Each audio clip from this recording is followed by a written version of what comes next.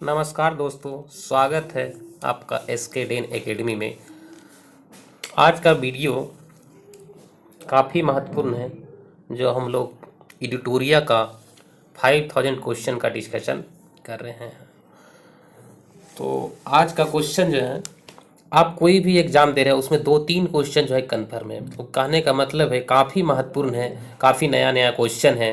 तो आपको जब भी टाइम मिलता है 15 से 20 मिनट टाइम निकाल के आप इस टेस्ट को लगाइए। दोस्तों, टेस्ट लगाते रहिए, एक टेस्ट डेली लगाइए। कि आपको इसमें क्या है, आपके ऑनलाइन घर पे मिल रहा है, लोग बाहर जाते हैं कोचिंग में लगाने के लिए, आपको तो घर पे ही मिल रहा है। मेरे कहने का मतलब है कि एक टेस्ट आप डेली रेगुलर लगाइए। और जैसे हम लोग सेट मारे तो इसमें क्या है, नया नया बहुत सा क्वेश्चन है, तो प्रैक्टिस रहेगा तभी आप एग्ज़ाम में क्वालिफाई कर पाइएगा। क्योंकि अभी से ही देखो, एग्ज़ाम डेट या फिर फॉर्म भरने के बाद तो सब तैयारी करना स्टार्ट कर देते हैं। तो एग्ज़ाम फाइनली क्वालिफाइड वही करते हैं जो पहले से उनकी तैयारी अच्छी है। ठीक है, तो तैयारी को अच्छा करने के लिए आपको क्या करना पड़ेगा, रेगुलर आपको टेस्ट मारना पड़ेगा। ठीक है ना। तो और इस तरह क्वेश्चन प्रोवाइड कर रहे हैं, बहुत अच्छा क्वेश्चन है। खासकर आप जानते हैं कि ट्यूटोरियल का कितना इंपॉर्टेंट है। चाहे आप कोई भी एग्ज़ाम दे रहे हैं, सेंट्रल का हो या स्टेट का हो, खासकर आपका बिहार का कोई भी एक अपकमिंग एग्ज़ाम हो, ये काफ़ी महत्वपूर्ण है। जैसे आज का ही है, इसमें आपको 3 से 4 क्वेश्चन आप बिहार का कोई भी एग्ज़ाम आपको देखने को मिल जाएगा। तो सोच लिए कितना इम्पोर्टेंट है। तो आज जैसे हम और आप लोग को वीडियो मिल रहा है, यही बहुत अच्छी बात है। तो आगे हम लोग देखेंगे, हो सकता है कि 100 क्वेश्चन का सेट प्रैक्टिस स्टार्ट कर देंगे, यानी कि 2 सेट डेली। और हम लोग करंट अफेयर भी कुछ सीरीज स्टार्ट करने वाले हैं। और आगे जैसे आपका अपकमिंग एग्ज़ाम है, दरोगा है और बीपीएससी 68 है, तो उसके लिए हम लोग सेट को प्रैक्टिस देखेंगे। तो आज चलिए आज देखते हैं बिना टाइम वेस्ट किए हुए। तो आज का प्रैक्टिस सेट 3 है। तो आइए हम लोग क्वेश्चन स्टार्ट करते हैं। तो अच्छा से टेस्ट दीजिए, और आप लोग भी जो है टेस्ट अपना टिक आउट करते रहिएगा। ठीक है। तो पहला क्वेश्चन है, कह रहा है कौन सा सहायक संधि की विशेषता नहीं है। तो आपका आंसर हो जाएगा बी नंबर, देशी रियासतों के आंतरिक शासन कंपनी के अधीन होगी। और अगला क्वेश्चन आपका है, किस समाचार पत्र पर वर्नाक्यूलर प्रेस एक्ट के तहत कार्यवाही की गई। तो इसका सही आंसर आपका हो जाएगा B number, Bharat Mihir. Next question है कि इंडिपेंडेंस नामक जो समाचार पत्र प्रकाशित किया जाता है, वो किसके थ्रू प्रकाशित किया जाता है, सॉरी किसके थ्रू प्रकाशित किया जाता था। तो आपका सही आंसर हो जाएगा मोतीलाल नेहरू। नेक्स्ट क्वेश्चन, बाल हत्या प्रथा किस प्रेसिडेंसी में अधिक थी। बताइए, आप लोग भी अपना आंसर जो है टिक करते जाइए। तो इसका सही आंसर हो जाएगा आपका बंगाल। अगला क्वेश्चन है, कह रहा है रेशम रुमाल षड्यंत्र किससे संबंधित है। रेशम रुमाल षड्यंत्र किससे संबंधित है।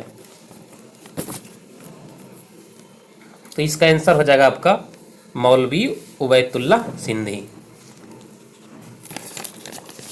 अगला क्वेश्चन आपका है, असहयोग आंदोलन के लिए प्रस्ताव किस कांग्रेस अधिवेशन में पारित किया गया।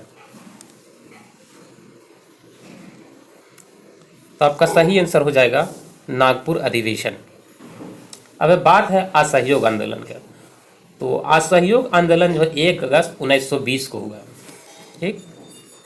अगला क्वेश्चन आपका है 7 नंबर, कह रहा है कौन सा पारिस्थितिक तंत्र के विषय में सही नहीं है, यानी कि पारिस्थितिक तंत्र के बारे में क्या कंडीशन सही नहीं है। तो दोस्तों इसका आंसर आपका ए हो जाएगा, यानी कि ये एक बंद तंत्र है। दोस्तों ये एक बंद तंत्र नहीं है, जैसे एटमॉस्फेयर है, तो ये क्या बंद तंत्र है, ये बंद तंत्र नहीं है। नेक्स्ट क्वेश्चन, कह रहे कौन सी प्रसिद्ध जैविक हॉट स्पॉट है। कौन सा प्रसिद्ध जैविक हॉट स्पॉट है। तो आपका आंसर हो जाएगा डी नंबर, पश्चिमी घाट। अगला क्वेश्चन आपका है, कारण किस चक्र के संचालन में सौर विकिरण का महत्वपूर्ण भूमिका होती है? तो इसका सही आंसर हो जाएगा आपका B number. Next question, Gautam Buddha ने संघ में भिक्षु या स्त्री के प्रवेश की अनुमति कहाँ दी थी? आप लोग ही अपना आंसर टिक आउट करते जाइए। तो इसका सही आंसर हो जाएगा आपका वैशाली। क्वेश्चन नंबर, अगला क्वेश्चन आपका है 11 नंबर, कारण भारत के कौन सा क्षेत्र में सर्वाधिक दैनिक तापांतर पाया जाता है? आंसर दीजिए फटाफट, आप लोग दीजिए, डरना कोई बात नहीं है, दीजिए, टिक आउट करते जाइए आप लोग भी। तो इसका सही आंसर हो जाएगा आपका सी नंबर। नेक्स्ट क्वेश्चन, कह रहा है 3 जनवरी को उपसौर की घटना होती है, ठीक है, तो सूर्य के बारे में पूछ रहा है, तो आपका सही आंसर हो जाएगा सी नंबर। इस दिन पृथ्वी सूर्य की दूरी सबसे न्यूनतम होती है, यानी कि पृथ्वी और सूर्य की दूरी 3 जनवरी को हो जाती है न्यूनतम, ठीक है। अब मैक्सिमम कब होता है? 4 जनवरी को, जिसको क्या बोलते हैं? अपसौर। जो भी बर्ड रिलेटेड रहेगा और उसको हम लोग देखते जाएंगे क्या फैक्ट है नहीं है। नेक्स्ट क्वेश्चन, अगला नेक्स्ट क्वेश्चन है कि भूकंप तरंगे सबसे विनाशकारी कौन है? इन तीनों में बताइए कि सबसे विनाशकारी, सबसे खतरनाक कौन सा होगा? तो आपका सही आंसर हो जाएगा आपका एल। दोस्तों, लॉन्गिट्यूडनल सेकेंडरी वेव को एस वेव बोलते हैं और लॉन्गिट्यूडनल प्राइमरी वेव को पी वेव बोलते हैं, और सरफेस वेव को एल वेव बोलते हैं, जो कि सबसे खतरनाक होता है। नेक्स्ट क्वेश्चन, कह रहा है कौन सी सुमेलित है, कौन सा सही सुमेलित है? तो ए नंबर है रेड क्लिफ, भारत और चीन। नो, रेड क्लिफ भारत और पाकिस्तान के बीच है। दुरंत रेखा भारत और पाकिस्तान, ये भी गलत है। ये किसके बीच है? भारत और अफगानिस्तान और पाकिस्तान के बीच है। कह रहा है मैगी नॉट रेखा फ्रांस और जर्मनी के बीच। दोस्तों, ये सी नंबर आपका जो है सही आंसर हो जाएगा।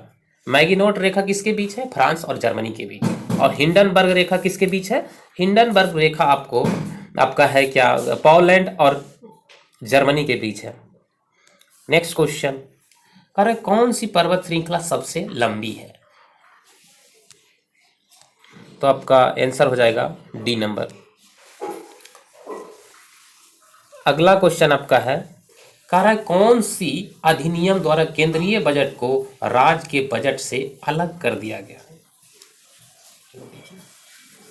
बढ़िया से आप लोग सोच के आंसर लगाते जाइए। तो इसका आंसर हो जाएगा भारत शासन अधिनियम 1919। अगला क्वेश्चन आपका है, कह रहा है किस योजना के आधार पर संविधान सभा का गठन किया गया?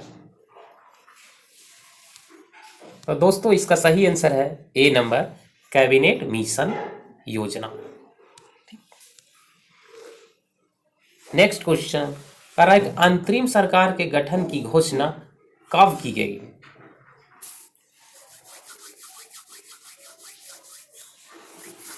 तो इसका सही आंसर आपका हो जाएगा बी नंबर, 24 अगस्त 1946 को।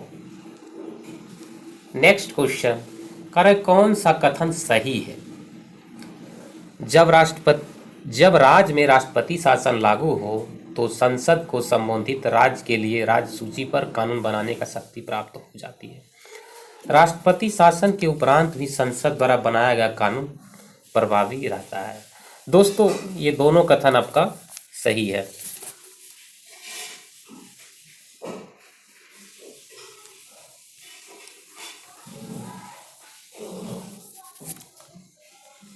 अगला क्वेश्चन आपका है 20 नंबर।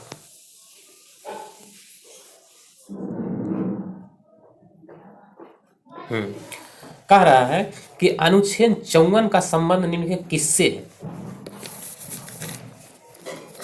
लोग आंसर बताइए। तो इसका आंसर हो जाएगा आपका राष्ट्रपति के निर्वाचन से, ठीक है। दोस्तों और कुछ फैक्ट इससे रिलेटेड देख लेते हैं। जैसे भारत के राष्ट्रपति के बारे में अनुच्छेद 52 में कहा गया है और 53 में कहा गया कि राष्ट्रपति कार्यकारी शक्ति के बारे में। अनुच्छेद 54 में चुनाव के बारे में बताया गया है दोस्तों, और अनुच्छेद 55 में चुनाव का तरीका के बारे में बताया गया कि चुनाव किस तरह होगा, क्या तरीका है चुनाव कराने का। और अनुच्छेद 56 जो है राष्ट्रपति का कार्यकाल है, ठीक। और अनुच्छेद 57 जो है उसका पुनः निर्वाचन के बारे में बताया गया। और अनुच्छेद 58 चुनाव लड़ने का योग्यता के बारे में बताया गया। अगला है 21, कारक कौन सा कथन गलत है। बताइए 21 का कौन सा कथन गलत है।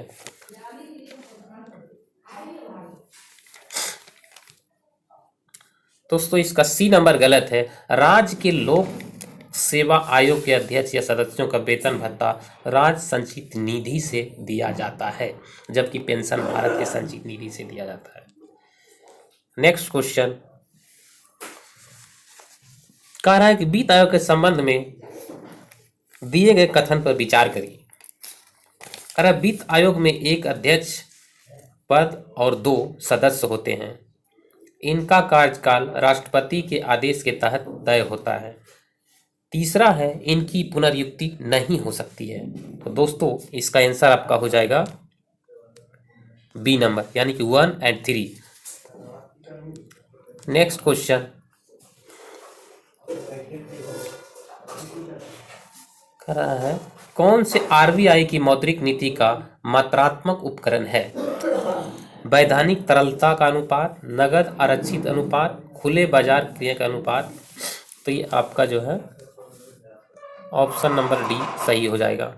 नेक्स्ट क्वेश्चन कह रहा है प्रधानमंत्री किसान संपदा योजना का मुख्य उद्देश्य क्या है। तो इसका सही आंसर आपका हो जाएगा खाद्य प्रसंस्करण को बढ़ावा देना। नेक्स्ट क्वेश्चन कह रहा है कौन सी समिति FRBM अधिनियम से संबंधित है। 25 नंबर आप लोग आंसर बताइए क्या होगा इसका। तो इसका सही आंसर हो जाएगा NK सिंह समिति, ठीक है। कुछ इसका देखते FRBM का फुल फॉर्म क्या होता है, physical responsibility and budget management. Next question कह रहा है कौन सा संस्थान न्यूनतम समर्थन मूल्य के बारे में भारत सरकार को सिफारिश करता है। तो क्वेश्चन नंबर 26 का आंसर आप लोग बताइए क्या होगा इसका आंसर।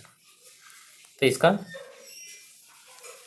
आपका सी नंबर आंसर हो जाए कृषि लागत एवं मूल्य आयोग। नेक्स्ट क्वेश्चन कह रहा है कि सीता अध्यक्ष का संबंध किससे था। तो दोस्तों इसका आंसर हो जाएगा आपका सी नंबर, सीता अध्यक्ष का संबंध जो था भूमि कर विभाग से था। नेक्स्ट क्वेश्चन 28 नंबर 28, हाँ कह रहा है कश्मीर के क्षेत्रीय इतिहास का सजीव वर्णन मिलता है। कश्मीर के क्षेत्रीय इतिहास का सजीव वर्णन किस बुक से मिलता है। तो इसका सही आंसर आपका हो जाएगा राजतरंगिणी। अगला क्वेश्चन है सिजदा और प्रवेश प्रथाओं की शुरुआत किसने की। तो आप लोग को भी पता है इसका आंसर क्या हो जाएगा, बलबन हो जाएगा। नेक्स्ट क्वेश्चन कह रहा है कि उत्वी कौन था। तो दोस्तों उत्वी एक इतिहासकार था। अगला क्वेश्चन है शेर शाह के बारे में कौन सा कथन गलत है। भाई बताना है कि शेर शाह के बारे में कौन सा कथन गलत है। तो इसका आंसर हो जाएगा सी नंबर, शेर शाह का मकबरा दिल्ली में है। दोस्तों शेर शाह का मकबरा दिल्ली में नहीं है, शेर शाह का मकबरा आपका सासाराम में है। अगला क्वेश्चन है किस प्रसिद्ध शासक के द्वारा अमुक्त माल्यद लिखी गई। किस प्रसिद्ध शासक के द्वारा अमुक्त माल्यद लिखी गई। तो इसका आंसर आप लोग बताइए क्या हो जाएगा। इसका सही आंसर हो जाएगा आपका कृष्णदेव रॉय। अगला क्वेश्चन है, कह रहा है कि दिल्ली सल्तनत के सभी सुल्तानों में से सबसे लंबा शासन किस सुल्तान का रहा है। तो दोस्तों इसका आंसर हो जाएगा आपका A number, Bahlol Lodi. Next question, कह रहा है कौन सा पदार्थ केंद्रक में सर्वाधिक मात्रा में पाया जाता है। तो दोस्तों इसका आंसर आपका हो जाएगा प्रोटीन। प्रोटीन जो है केंद्रक में सबसे अधिक मात्रा में पाया जाता है।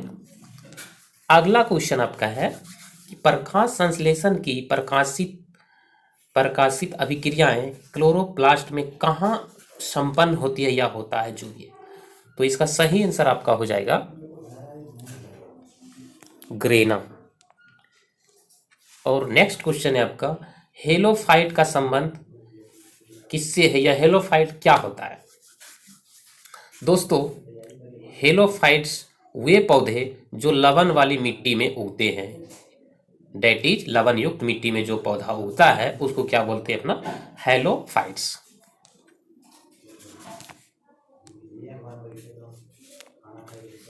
नेक्स्ट क्वेश्चन, कह रहा है कौन सा टेस्ट एड्स के लिए किया जाता है। तो इसका आंसर हो जाएगा आपका D number, PCR test CD4 ELISA. दोस्तों ये रीपा टेस्ट जो है प्लेटलेट टेस्ट के लिए किया जाता है।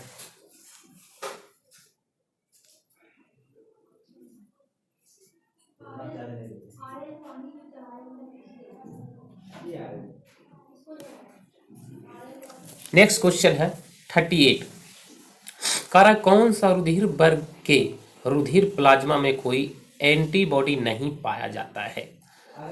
तो इसका आंसर आपका हो जाएगा सी नंबर। दोस्तों जैसा नाम से एंटीबॉडी याद रखने के लिए ए से एंटी, बी से बॉडी, ठीक। तो किसमें नहीं पाया जाता है, निम्न में कौन सा रुधिर वर्ग के प्लाज्मा में कोई एंटीबॉडी नहीं पाया जाता है। तो किसमें नहीं पाया जाता है, ब्लड ए में। अगला क्वेश्चन आपका है 39 नंबर। 39 नंबर है आपका, ट्रिपल वैक्सीन डीपीटी में कौन सा एक नहीं होता है। ट्रिपल वैक्सीन डीपीटी में कौन सा एक चीज नहीं होता है। तो इसमें पीलिया आपका जो है नहीं होता है। दोस्तों जैसा डीपीटी का फुल फॉर्म क्या होता है, डिप्थीरिया परटस टेटनस।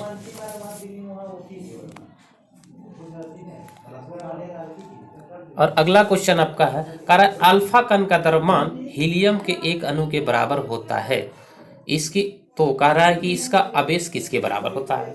दोस्तों हम जानते हैं कि हीलियम का परमाणु संख्या कितना होता है, 2, तो उसमें मास कितना होता है, 4। तो कह रहा है कि आवेश किसके बराबर होता है, हम जानते हैं इलेक्ट्रॉन संख्या प्रोटॉन संख्या के बराबर होता है।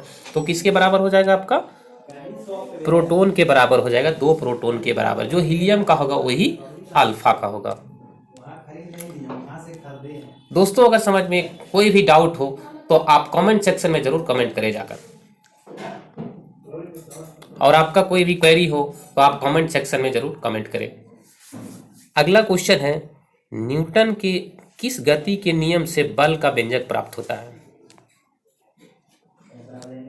तो इसका सही आंसर हो जाएगा द्वितीय गति का नियम। दोस्तों प्रथम गति के नियम से हमको बल की परिभाषा मिलता है, और द्वितीय गति का नियम से बल का व्यंजक प्राप्त होता है, और तृतीय गति आपका क्या बोलता है कि क्रिया के विपरीत प्रतिक्रिया। नेक्स्ट क्वेश्चन, कह रहा है सिलिकॉन, जर्मेनियम, कार्बन आदि पदार्थों की प्रतिरोधकता पर क्या प्रभाव पड़ता है ताप बढ़ाने पर।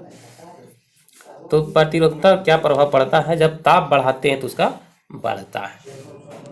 दोस्तों ये सिलिकॉन, जर्मेनियम, कार्बन आदि क्या है, ये सेमीकंडक्टर एलिमेंट है। नेक्स्ट क्वेश्चन है, कह रहा है किस तत्व को सर्वाधिक समस्थानिक होता है। मतलब जो दिया गया तत्व है इसमें किसका समस्थानिक सबसे ज्यादा होता है।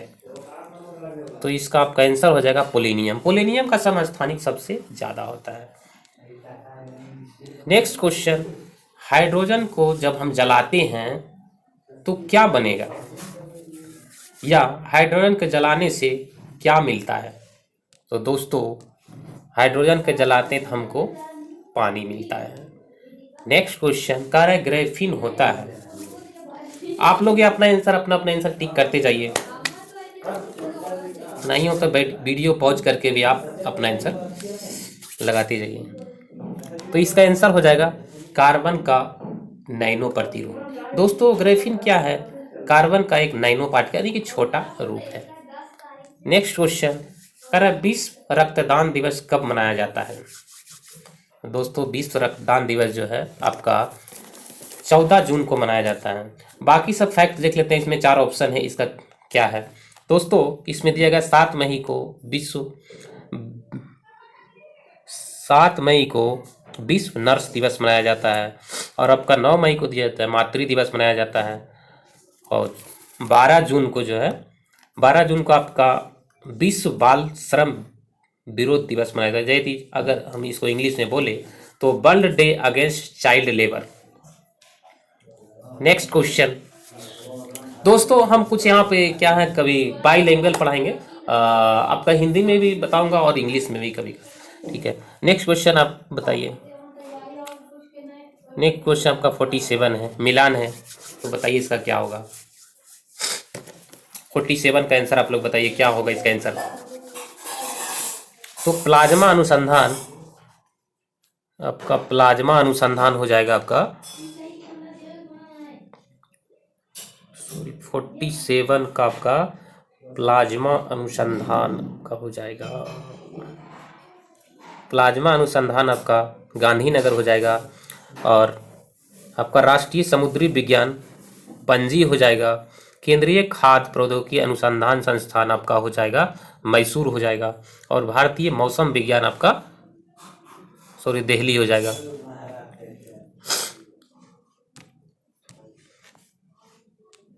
नेक्स्ट क्वेश्चन कह रहा है पंचरात्र का संबंध किस धर्म से है? पंचरात्र का संबंध किस धर्म से है? तो 48 का आंसर आप लोग बताइए क्या आंसर होगा? तो इसका आंसर हो जाएगा ए नंबर वैष्णव। अगला क्वेश्चन आपका है,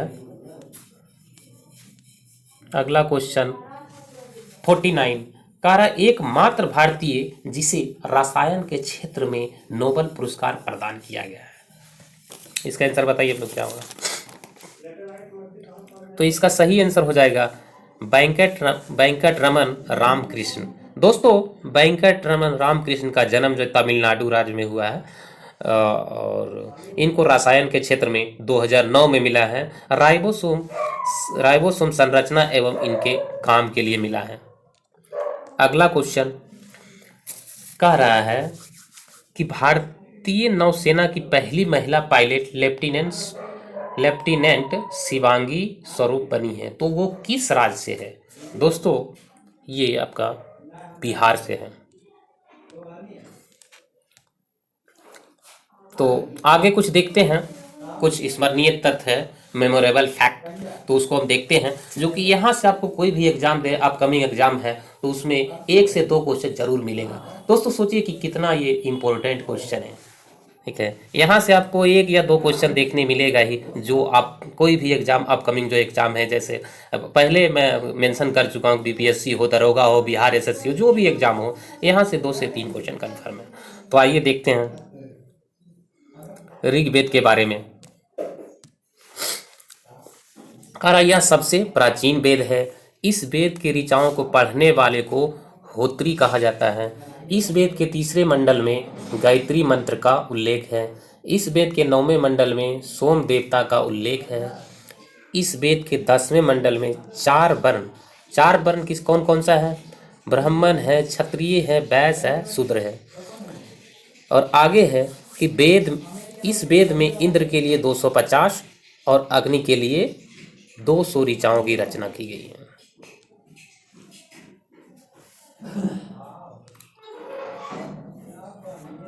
आगे कह रहा है गोत्र शब्द का सर्वप्रथम उल्लेख इसी वेद में किया गया है। गोत्र शब्द का सर्वप्रथम उल्लेख जो है इसी वेद में किया गया है। इस वेद में गाय के लिए अघन्य शब्द का प्रयोग किया गया है। नेक्स्ट वेद है आपका यजुर्वेद। इसके ऋचाओं को पढ़ने वालों को अध्वर्यु कहा जाता है। इसके ऋचाओं को पढ़ने वालों को अध्वर्यु कहा जाता है। यज्ञों के नियमों एवं विधि विधानों का कल्पना मिलता है। दोस्तों यज्ञों और यज्ञों के नियमों एवं विधि विधानों का कल्पना इसी वेद में मिलता है। इस वेद में बलिदान विधि का भी उल्लेख किया गया है। यह गद एवं पद दोनों में है। अब है आपका सामवेद। इसके ऋचाओं को पढ़ने वालों को उद्धात्री कहा जाता है। इसके ऋचाओं को पढ़ने वालों को उद्धात्री कहा जाता है। इस वेद को भारतीय संगीत का जनक कहा जाता है। तो दोस्तों सामवेद को क्या बोला जाता है? भारतीय संगीत का जनक कहा जाता है। अगला पॉइंट है अथर्ववेद। अगला पॉइंट आपका है अथर्ववेद। अथर्ववेद तो इस वेद में सर्वप्रथम औषधि का उल्लेख मिलता है। अथर्ववेद में जो है सर्वप्रथम औषधि का उल्लेख मिलता है और इसमें सभा एवं समिति को प्रजापति की पुत्रियां कहा गया है। इसमें सभा एवं समिति को प्रजापति की पुत्रियां कहा गया है।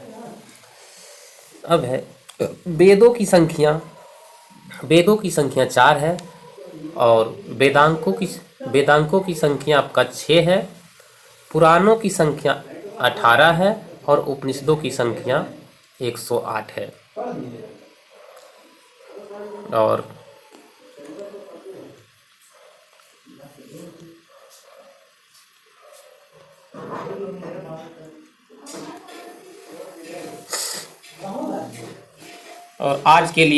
आज आपके लिए मोटिवेशनल है कि बिजनेस करने से डर लगता है तो इस इंसान को देखिए जो प्रतिदिन 500 के लिए जिंदगी और मौत के बीच लटकता है।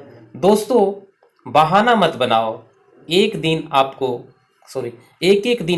आपकी सफलता से दूर कर रहा है। तो दोस्तों आप देख रहे हैं कि 500 रुपये लेके जिंदगी और मौत पे मजदूर लोग जो होते हैं खेल जाते हैं। इसीलिए आप एक दिन का इम्पोर्टेंस दीजिए। आपके वही एक दिन जिंदगी को बर्बाद कर सकते। कहने का मतलब ये है दोस्तों आज भी आपके पास टाइम है तो आप लोग टाइम के इम्पोर्टेंस को समझिए। और दोस्तों आपको ये वीडियो अच्छा लगा है तो लाइक एंड सब्सक्राइब जरूर करें। Thank you for watching this video.